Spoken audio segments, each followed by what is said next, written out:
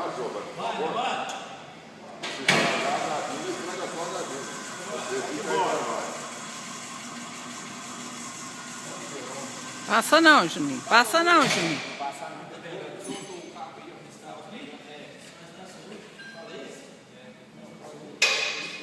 E atrás também tá solto.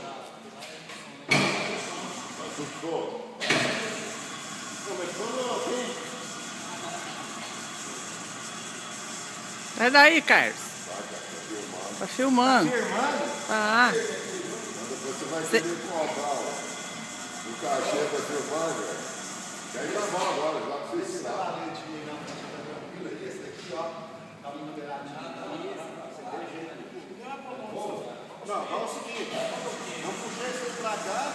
E desce vocês fora aqui. Se vier pra puxar a retinha, é igual mesmo. Tá tudo? Tá tudo aí. Tem mais que quer?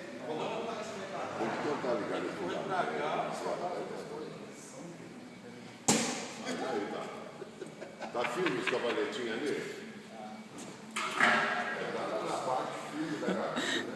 Chega na Vocês querem que faça? Tirando o motor da Dodge Ram. Peraí, deixa Chega eu lá perto. Lá.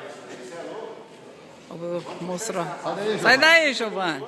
Esse quer aparecer, nunca vi. Filma de lado ali. Mas aí a direção tá Filma de lado. certinha. Porque senão depois, se ela voltar errado, vocês não descem a gabine mais no lugar.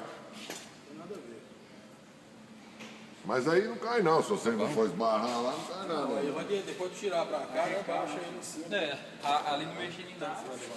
Você é igual da outra, tá? É. Não, do jeito que tá aqui. O motor Perigoso porque Chega. não é nada, mecânica chabarrão. Nós vamos puxar essa parte pra fora aqui, ó. Puxa até aqui de fora aqui. É, ué, deixa ele pra fora aqui. Então vê se tá retinho as rodas para não sair esterçando para os lados. Olha o cavaleiro, tá vendo? Tá bom, desliga. Só não fica grande pra me postar.